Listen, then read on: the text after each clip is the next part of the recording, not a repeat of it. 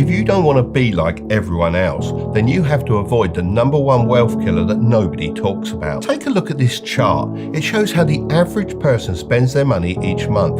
And believe it or not, one of these categories is quietly killing your chances of building wealth. So let's uncover it together. First up, housing. This is the biggest slice of the pie, so it's definitely the wealth killer, right? Well, although paying rent or a mortgage is expensive, at least it provides you with a place to live. Next, taxes. Nobody likes these, well, unless your name happens to be Gary Stevenson, but let's not get into that. Next, utilities and household expenses. They're not fun to pay, but you can easily get them down by calling around for the best deals. How about all of these? There are so many of these little expenses, but most of them are flexible. So that leaves us with one section left. Can you guess what it is? Transportation. Car payments, insurance, fuel, repairs, parking, all for something that goes down in value every single day. The average new car costs nearly $48,000. It's not an investment, it's not building your wealth, and in most cases, it's just a financial black hole on wheels. That's why, out of all of these expenses, transportation, specifically your car, is the #1 wealth killer, and it's only getting worse. There's been an absolute explosion in the amount of money people owe on their cars. It's honestly getting out of control. Let me show you what I mean. In 2005, total auto loan debt was sitting at $720 billion. 5 years later, it reached $850 billion. Fast forward to 2020, it's rocketed all the way up to $1.38 trillion. And in 2025, we're sat at an all-time high of $1.62 trillion. This has led to more people than ever being what I like to call car poor. This is when you're making just enough to cover your car payments, but not enough to build wealth at the same time. It's like you're trapped on a treadmill that never slows down. But why get on this treadmill in the first place? Well, more people than ever care about their image, and driving a nice car is one of the quickest ways to impress other people. The car industry spends billions of dollars convincing you that a new car is going to transform your image, confidence, and maybe even your love life. They don't show you sitting in a traffic jam on a rainy Tuesday after getting slapped with a $600 repair bill. Clever marketing makes you feel like success is finance, but really, it's a lie you're being fed to keep you trapped. Look at the Cybertruck. That wasn't sold on practicality or daily use. It was sold on the image of power and looking like you're straight out of a sci-fi film. Social pressure fuels this too. Nobody claps when you drive an old Honda that's paid off and running smoothly, but if you roll up in a brand new BMW on finance, people tend to give you approval and assume you're doing really well for yourself. I see so many young lads these days trying to look successful rather than actually trying to be successful, especially in cultures where car ownership gives you credibility. This need to look rich is what's causing this to happen. It makes people stretch their money so thin that the car actually ends up owning them. This car poor trap gets even worse for some people as they borrow more than the car is actually worth. It sounds silly, and you might be thinking, why would anyone do that?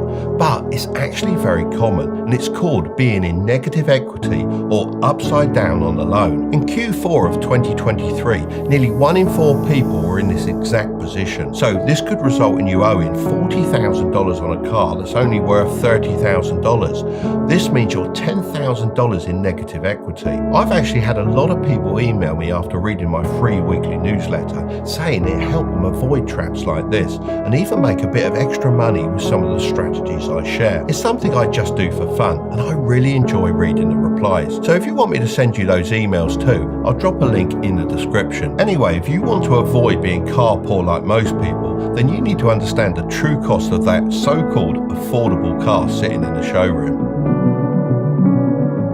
I feel like a lot of people don't understand that the sticker price of a car is far from the true cost of owning that car.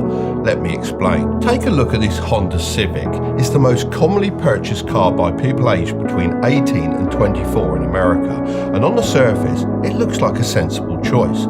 The sticker price is $27,867, which seems reasonable. However, let's dig into the true cost to own this car over 5 years. First up, is depreciation, and on this car, that's $10,999. This cost starts the second you drive your new car off the lot, as it drops 10 to 15% in value before you even make it home. Over 5 years, you'll lose nearly $11,000 to depreciation alone. Think about that. $11,000 just gone.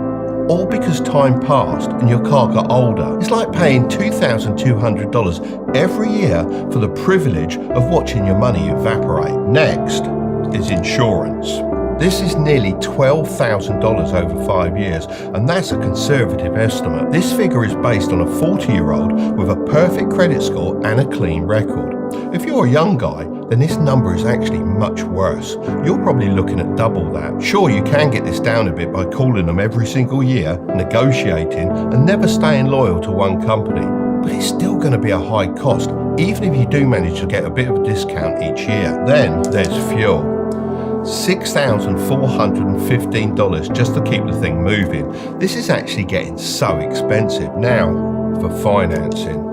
This is the cost of not having cash up front. $4,719 over 5 years assumes you've got a decent credit score and put down 10%. But if your credit score is bad, then you could be looking at 15 to 20% interest rates instead of the 6 to 6.5% I'm showing here. That's why I always drill home the importance of building up a good credit score by having a credit card and putting small monthly expenses on it that you pay back in full at the end of each month. This means you avoid paying any interest and prove that you're a responsible borrower. Next up is maintenance. $3,224 over 5 years for oil changes, brake pads, tyres, the list goes on. However, you can do this a lot cheaper if you learn a little bit about cars. I used to race in car championships, so I know the ins and outs of how to fix stuff on my car. This has saved me thousands over the years. I mean, if you learn to change your own oil, you'll save $30 to $50 every single time. And if you buy a basic OBD scanner for $20 to $30, you can diagnose most problems yourself instead of paying the garage $100 just for them to plug it in and tell you what's wrong. Then, taxes and fees. This is just the government's cut. Road tax, registration and inspection fees will come to around $2,800 over 5 years. Finally, we've got repairs. We'll budget $1,790 for this over 5 years. These surprise expenses are killers if you're not prepared for them. Even reliable vehicles like the Honda Civic will eventually need repairs beyond normal maintenance. This is exactly why you need an emergency fund of 3 to 5 months of your living expenses. Without it, a single major repair can derail your entire financial plan. With cars, it's not a matter of if something will break, it's when. So let's add all this up. Drum roll, please. Your affordable $27,867 Honda Civic actually costs you $46,821 over 5 years. But it gets even worse than this, as this doesn't even consider opportunity cost.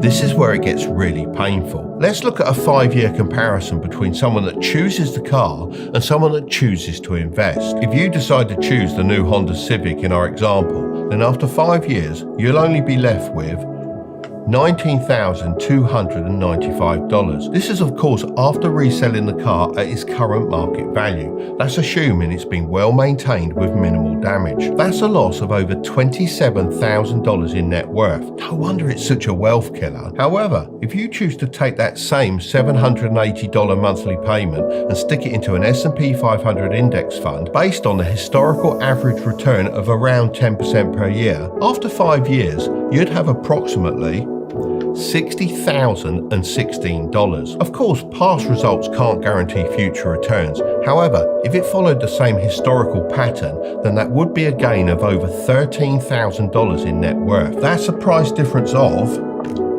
$40,721. That means by choosing the car over investing, you could be giving up $40,000 of wealth. Most people repeat this cycle every few years for their entire working lives. This is just one example of putting your money to work. You could choose to invest in starting a side hustle, buying a rental property, or even launching your own full-blown business. The key is getting your money working for you instead of against you. That's not even mentioning individual stocks and crypto, although they are far riskier investments. But to put it into perspective, if you'd invested that same $46,821 in Microsoft stock 5 years ago instead of the Honda Civic, you'd have seen a 224% total return, turning your money into over $150,000 today. Think about that for a second.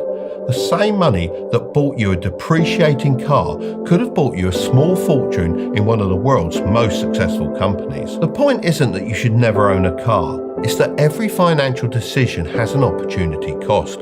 Every dollar tied up in something that loses value is a dollar that's not compounding in your favor. You might be thinking, if this is true, then why aren't more people investing? And to be honest, I think it's because they don't understand how to actually do it. Back in my day, it used to be very difficult as you had to phone up a stockbroker. However, now you can use platforms like Trading 212 right from your phone. You can set up an account, deposit some money, and then search for S&P 500 if you want to keep it simple, and away you go. As I was planning on talking about Trading 212 anyway, I reached out to see if they'd be interested in sponsoring this portion of the video. They agreed and are also offering a free fractional share worth up to £100 to anyone using the code Tilbury in the promo code section of the app. Now look, I get it. In many places, not having a car means losing opportunities. A study by Capital One actually found that 67% of people said owning a car opened up income opportunities they wouldn't have had without a car. So that shows that sometimes there is a clear opportunity cost of not having a car. So I'm not against getting one, but if you're smart about it, you can still free up hundreds per month to invest. So if you want to buy a car and invest, then here are the 3 steps I'd recommend following. Step 1, buy in the sweet spot. This is when you buy a car that's 3 to 4 years old with 30 to 40,000 miles on the clock.